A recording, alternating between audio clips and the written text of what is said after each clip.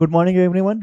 My name is Aditya और आज हम लोग जानेंगे आज हम लोग पढ़ेंगे एसएसटी। ठीक है, उसमें हम लोग का जो आज टॉपिक है, सब टॉपिक है, वो सिविक्स है, जिसमें हम लोग पढ़ेंगे आज इंस्टीट्यूशनल रिप्रेजेंटेशन ऑफ डेमोक्रेसी। तो सबसे पहले हम लोग समझते हैं कि what do you mean by institution. अगर हम लोग डेमोक्रेसी को रिप्रेजेंट करने के लिए इंस्टीट्यूशन के बारे में पढ़ रहे हैं, जो हमारा यहाँ पे टॉपिक है, जैसे आप लोग यहाँ पे टॉपिक का नाम ही देखिएगा कि नाम क्या है यहाँ पे। सॉरी, एक सेकेंड। तो यहाँ पे टॉपिक का जो नाम है वो है इंस्टीट्यूशनल रिप्रेजेंटेशन ऑफ डेमोक्रेसी। यहाँ पे क्या नाम है, एक सेकेंड।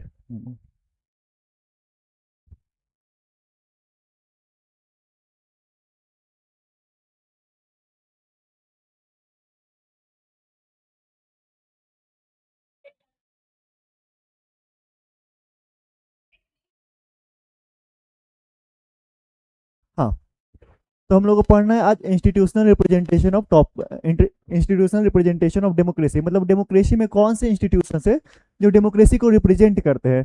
तो डेमोक्रेसी को रिप्रेजेंट करने का मतलब क्या होता है, उससे पहले हम लोग जानेंगे what do you mean by institution, what is the definition of institution. अगर हम सोसाइटी के बारे में बात करें तो सोसाइटी में इंस्टीट्यूशन किस चीज को कहेंगे, किस कैसे संस्थान होंगे उनको हम लोग इंस्टीट्यूशन बोलेंगे, और कौन से संस्थान होंगे, कौन से जो ग्रुप होंगे उनको हम लोग इंस्टीट्यूशन नहीं बोलते। तो first we have to discuss about what is the definition of institution. So institution means a group which has a common goal. एक ऐसा ग्रुप बनाया गया है जिसका एक कॉमन गोल है। लेकिन कहिएगा यहाँ पर कि सर अगर हम कॉमन गोल्स के बारे में बात करें तो डेमोक्रेसी में वैसा कौन सा इंस्टीट्यूशन होगा जहाँ पे कॉमन गोल्स होते हैं। ठीक है, तो इसके हम लोग नेक्स्ट टॉपिक्स पे आते हैं। जब हम लोग इंस्टीट्यूशन की बात करते हैं डेमोक्रेसी में, तो there are multiple institution in democracy. सबसे पहला इंस्टीट्यूशन कौन सा है, पार्लियामेंट हो गया। पार्लियामेंट जहाँ पे हमारे लॉ बनते हैं, जो भी हमारे इंडिया में जो भी लॉ बनते हैं, या फिर वो लॉ हो गया कि जैसे कि 18+ वाले को जो भी वोट का अधिकार दिया गया है, वो एक लॉ हो गया। सारे जो ह्यूमंस है, जितने भी इंडिया में सिटीजन है, उनको इक्वल राइट्स दिया जाएगा, ये आपका एक लॉ हो गया। ठीक है, हाँ। अगर कोई क्राइम करता है तो उसको पनिशमेंट दिया जाएगा, ये हमारा एक लॉ हो गया। तो जो भी इंडिया में लॉ हो गया, जैसे पॉक्सो एक्ट हो गए, ट्रिपल ट्रिपल तलाक एक्ट हो गए, ठीक है, विडो रीमैरिज एक्ट हो गए, तो ये सब हमारे जो लॉ है, जो भी हमारे इंस्टीट्यूशन में जो लॉ बन रहे हैं, वो कौन सा इंस्टीट्यूशन बना रहा है, कौन सा इंस्टीट्यूशन उस लॉ को पास कर रहा है, और कौन सा इंस्टीट्यूशन। तो ये सब हम लोग को पढ़ना होता है इस टॉपिक में, इस चैप्टर में पढ़ना होता है। जब हम लोग इंस्टीट्यूशनल डेमोक्रेसी के बारे में बात करते हैं, तो इंस्टीट्यूशनल डेमोक्रेसी में हम लोग को ये जानना होता है कि कौन सा इंस्टीट्यूशन जो है वो हमारे डेमोक्रेसी को रिप्रेजेंट कर रहा है।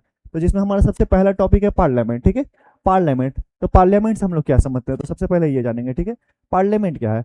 पार्लियामेंट वो इंस्टीट्यूशन है डेमोक्रेसी का जो ये बताता है कि कौन सा लॉ इंडिया में बनेगा, कौन सा लॉ इंडिया में नहीं रहेगा। ठीक है, पार्लियामेंट क्या काम करता है, लॉ फॉर्म करने का काम करता है। आप कहिएगा सर पार्लियामेंट सिर्फ लॉ बनाता है या कि इसके अलावा कोई और इंस्टीट्यूशन है जो लॉ बनाती है। तो यस, पार्लियामेंट में भी मल्टीपल टीयर्स होते हैं। जैसे एग्जांपल के तौर पे हम आपको लेते हैं, तो पार्लियामेंट में अगर सेंट्रल के बारे में बात करें, पार्लियामेंट में अगर हम लोग फर्स्ट ईयर के बारे में बात करें, फर्स्ट ईयर में, तो फर्स्ट ईयर में आपका कौन सा हो जाएगा, सेंट्रल गवर्नमेंट। Central government.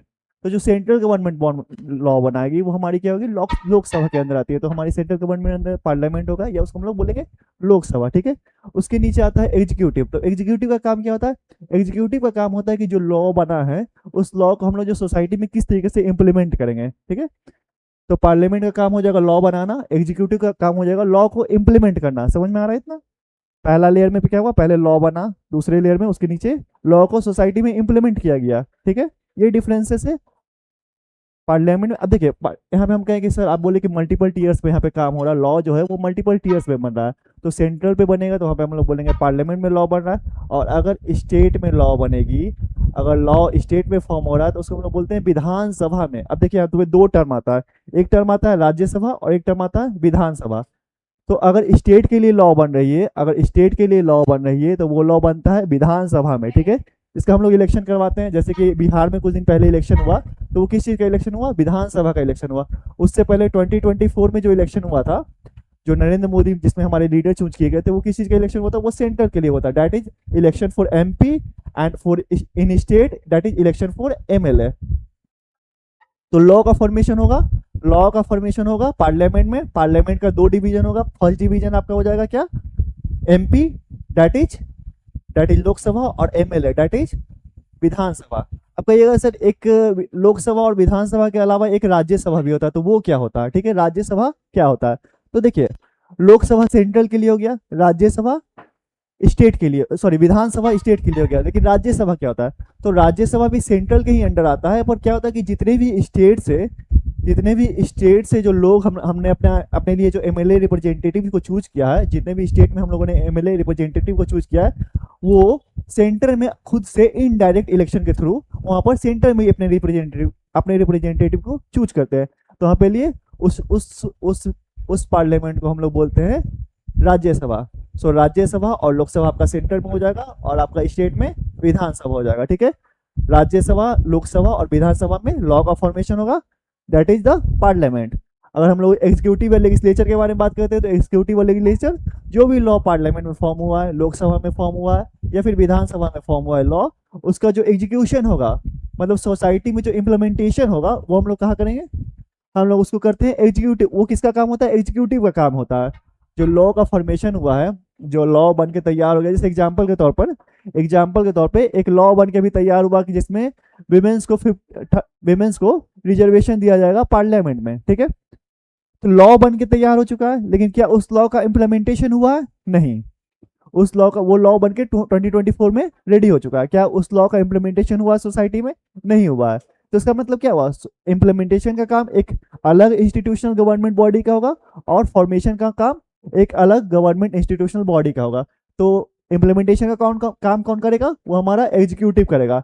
अब देखिए लॉ बन गया, ठीक है, लॉ का एग्जीक्यूशन हो गया सोसाइटी में, इम्प्लीमेंटेशन हो गया सोसाइटी में, लेकिन एक काम आया कि लॉ का इम्प्लीमेंटेशन के बाद लॉ में एक डिस्प्यूट आता है, ठीक है। लॉ में डिस्प्यूट आता है, फॉर एग्जाम्पल हम आपको एक आर्टिकल 14 ऑफ इंडियन कॉन्स्टिट्यूशन बताता है कि जो इंडियन कॉन्स्टिट्यूशन के अंदर जितने भी सिटीजन्स होंगे वो इक्वल होंगे। All citizens are equal under Indian constitution, ठीक है, अंडर द लॉ। लेकिन अगर फिर भी क्या हुआ कि सरकार आगे आई, सरकार ने एक नया लॉ बनाया जिसमें कहा गया कि जो दलित वर्ग के लोग हैं, जो एससी एसटी वर्ग के लोग हैं, उनको रिजर्वेशन दिया जाएगा। तो यहाँ पे क्या हो रहा है? कन्फ्लिक्ट हो रहा है। कन्फ्लिक्ट किसके बीच में? एक पहला लॉ जिसमें था कि हर एक सिटीजन जो होंगे वो इक्वल होंगे। सेकंड लॉ क्या था कि कुछ सिटीजन को उसमें हम लोग रिजर्वेशन देंगे। तो यहाँ पे दो लॉ के बीच में कन्फ्लिक्ट आ गया।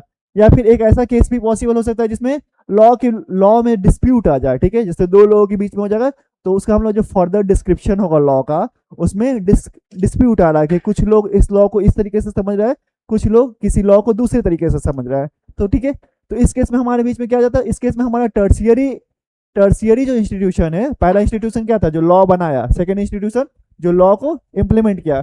थर्ड इंस्टीट्यूशन जो होगा वो हमारा क्या कहेगा? लॉ में जो भी डिस्प्यूट्स आएंगे उसको सॉल्व करेगा, जिसका काम होगा जुडिशरी का। इसका दो काम होता है। सबसे पहला क्या काम होगा? पहला काम होगा इसका लॉ का इंटरप्रिटेशन करना, ठीक है।